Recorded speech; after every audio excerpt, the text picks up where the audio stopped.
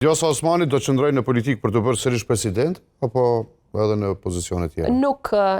Dëgjoni, kur e kam përmendur mandatin e dytë, kanë qenë rrethana të tjera, kemi pasur një dritare të re që na u hap me Shtetet e Bashkuara të Amerikës dhe kam menduar që do të ishte vërtet dëm i madh për Republikën nëse nuk e shfrytëzojmë atë mundësi.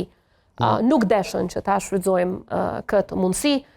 Prandaj edhe unë pas kësaj pasi kam përfunduar zgjedhjet e 7 qershorit, unë e kam njoftu edhe partinë time, e kam njoftu edhe kryetarin e LDK-s që nuk do doja që emri im as të propozohej, as të insistohej për emrin tim, por natyrisht që kërkesa jonë ka qenë që LDK-ja të jetë e përfaqësuar, por në asnjë moment unë personalisht kam kërkuar nga kryetari i LDK-s që mos të insistohet për emrin tim.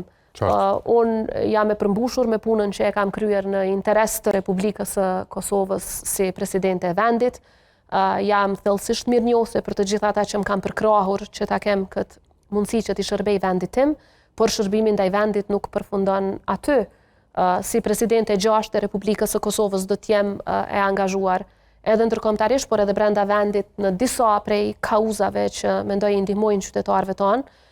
Kurse si antare e LDK-s do të vazhdoj që ta fuqizoj këtë parti të cilën e shoh si të domosdoshme për sukseset e Republikës së Kosovës. Pra do të jetë një farë lloj angazhimi dual, edhe në cilësinë e ish-presidentës për kauza të cilat janë interes të Kosovës, por edhe në cilësinë e antares së LDK-s për ta fuqizuar LDK-n rrjedhimisht Kosovën. Këto dyja isha bashkë.